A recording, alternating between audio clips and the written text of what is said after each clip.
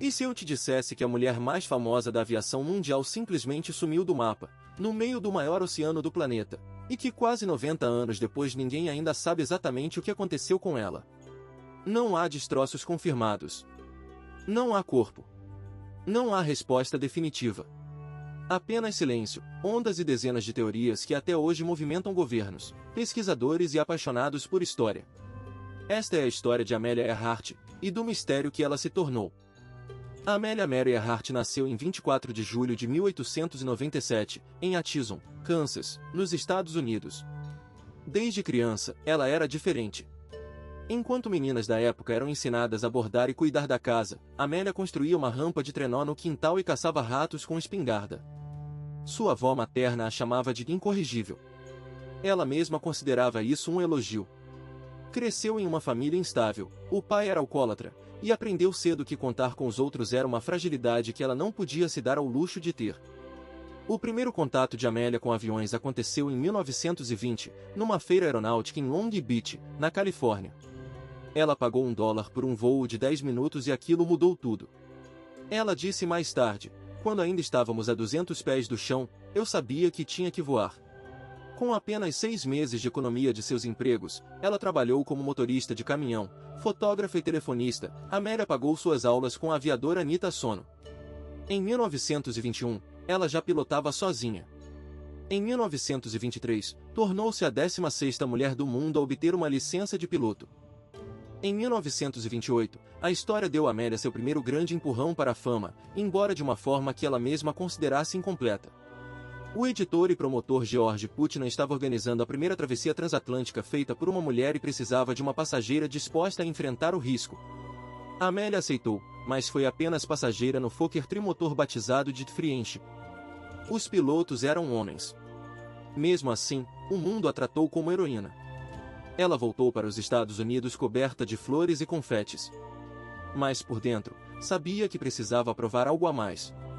Ela chamou a si mesma de apenas um saco de batatas. 4 anos depois, em 20 de maio de 1932, Amelia decolou de Arbor Grace, Newfoundland, no Canadá, sozinha, a bordo de um Lockheed Vega 5B vermelho. Destino: Europa. Ela cruzou o Atlântico Norte em 15 horas e 18 minutos, pousando em um campo de pastagem na Irlanda do Norte, para a absoluta surpresa de um fazendeiro local que a viu cair do céu.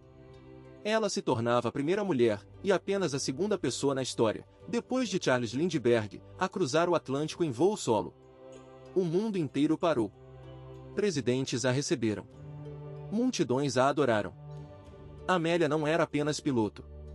Ela era símbolo. Em plena Grande Depressão, com o mundo destroçado economicamente e as mulheres ainda lutando por espaço no mercado de trabalho, ela usava calças, cortava o cabelo curto e dizia publicamente que as mulheres deveriam ter os mesmos direitos e os mesmos riscos que os homens. Ela se casou com George Putnam em 1931, mas insistiu em um contrato de casamento escrito que garantia que nenhum dos dois perderia sua identidade ou liberdade pela união. Era radicalmente à frente de seu tempo, e isso tornava cada voo ser um ato político tanto quanto esportivo. Em 1937, Amelia tinha 39 anos e queria fazer o voo definitivo, a circunnavegação do globo seguindo a linha do Equador, o trajeto mais longo possível ao redor da Terra, aproximadamente 46 mil quilômetros. Ela seria a primeira mulher a completar tal façanha. O avião escolhido era um Lockheed Electra 10, e um bimotor moderno, especialmente modificado para a missão, com tanques de combustível extras que reduziam drasticamente o espaço interno. Seu navegador seria Fred Noonan, 44 anos, ex-navegador da Pan American Airways, considerado um dos melhores do mundo, mas com um problema conhecido com álcool. A primeira tentativa, em março de 1937, terminou em desastre logo na partida.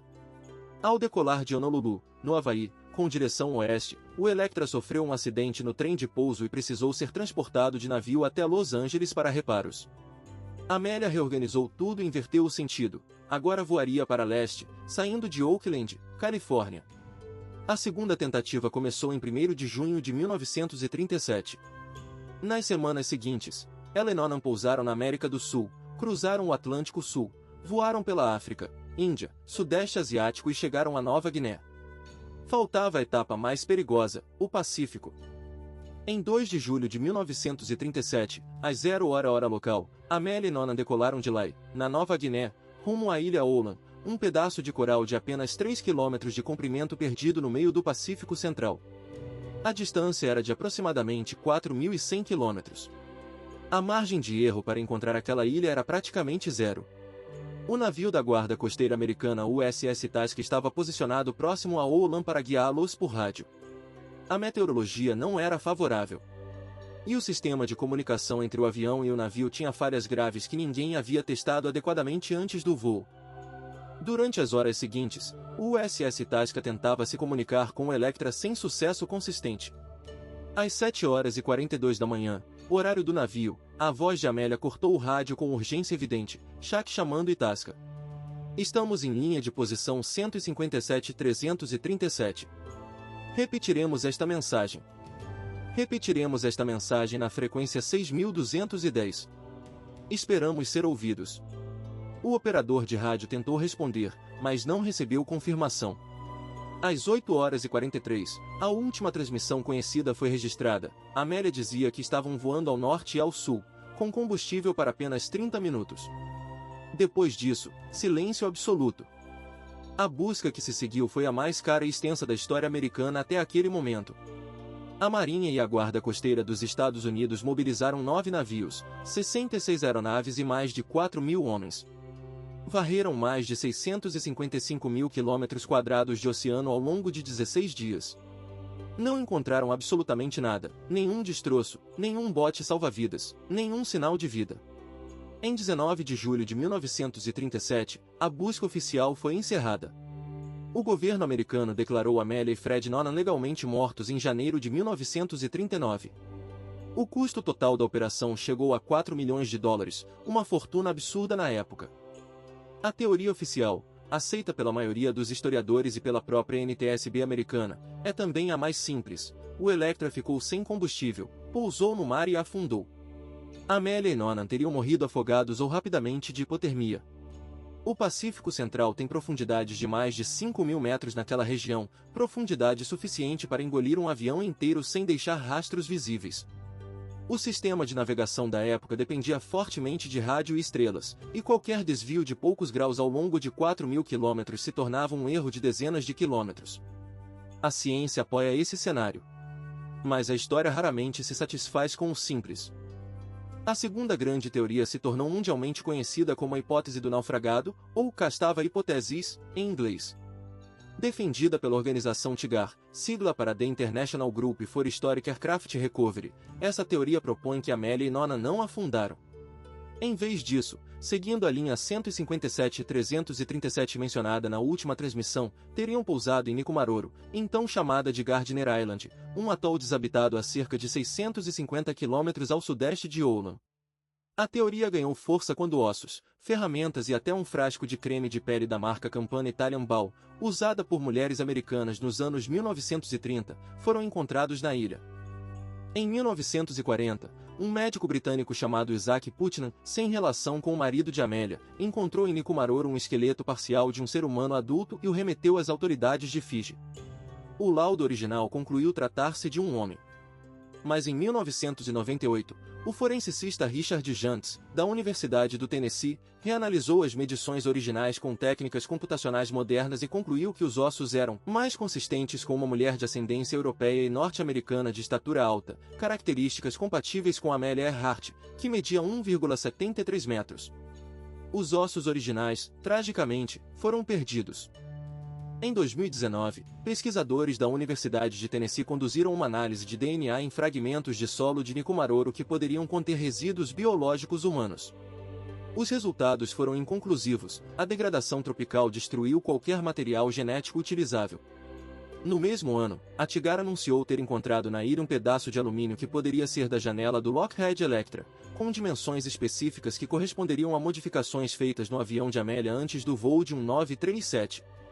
O Laboratório de Tecnologia Forense da Boeing analisou a peça. A conclusão foi intrigante, era consistente com a aeronave, mas não definitiva. O mistério persistia. Existe ainda uma terceira teoria, mais controversa e politicamente carregada, conhecida como a teoria da espionagem. Ela sugere que Amélia estava secretamente a serviço do governo americano, fotografando instalações militares japonesas nas ilhas do Pacífico enquanto fingia estar em uma expedição de aviação civil. Segundo essa narrativa, o avião teria sido derrubado ou capturado pelos japoneses, e Earhart e Nonan teriam sido feitos prisioneiros. Alguns afirmam que ela teria morrido em custódia japonesa em Saipan, nas Ilhas Marianas. Veteranos americanos que serviram em Saipan durante a Segunda Guerra Mundial relataram ter ouvido nativos locais falar de uma mulher piloto americana que morreu na ilha. O historiador Mike Campbell e o jornalista Thomas Devine dedicaram anos a investigar a teoria de Saipan. Encontraram dezenas de testemunhos de moradores locais e soldados americanos que afirmavam ter visto ou ouvido falar de uma mulher branca e loira presa pelos japoneses na ilha antes da guerra. Em 2017, uma fotografia encontrada nos arquivos nacionais dos Estados Unidos provocou comoção global. Nela, via-se em um cais das Ilhas Marshall uma mulher de costas, identificada por alguns como Amélia, e um homem com cabelos grisalhos, identificado como Nona. 3 dias depois, um historiador descobriu que a foto era de um livro japonês publicado em 1935, 2 anos antes do desaparecimento.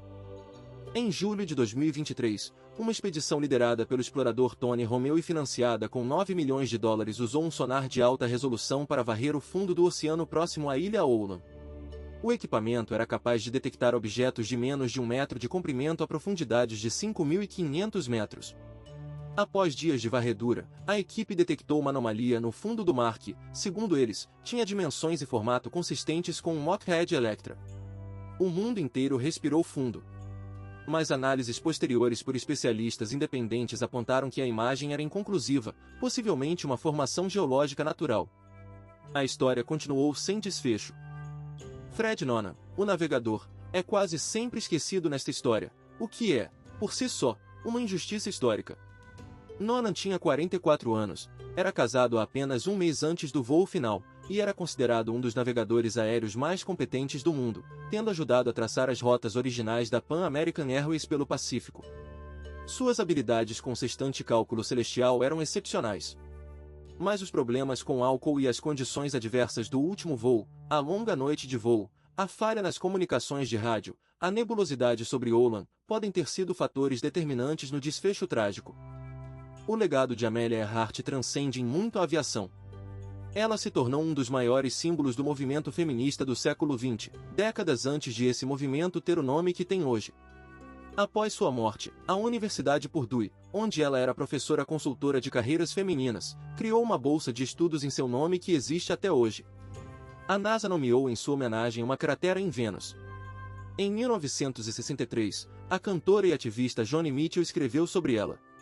Em 2009, o filme Amélia, com Hilary Swank no papel principal, reacendeu o interesse global. Seu nome virou sinônimo de coragem, pioneirismo e recusa em aceitar limitações impostas pelo mundo. Hoje, em 2024, o mistério de Amélia Earhart ainda é investigado ativamente.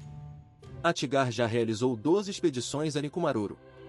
O Deep Sea Vision de Tony Romeu planeja uma nova expedição com tecnologia ainda mais avançada. Pesquisadores de DNA forense continuam tentando desenvolver métodos que possam extrair material genético de artefatos tropicais degradados. O que mantém o mundo interessado não é apenas o mistério em si, é o que Amélia representava. Uma mulher que disse não às fronteiras físicas e sociais de sua época, que desafiou o impossível repetidas vezes, e que no final desapareceu fazendo exatamente o que amava. Em pleno voo. Livre. Se você chegou até aqui, você fez parte de uma das histórias mais fascinantes e irresolvidas da história moderna. Amélia Earhart não desapareceu apenas sobre o Pacífico, ela desapareceu para dentro da imaginação do mundo, e de lá nunca mais saiu. Se este vídeo te moveu, te fez pensar, te deixou com vontade de saber mais, então faça uma coisa simples.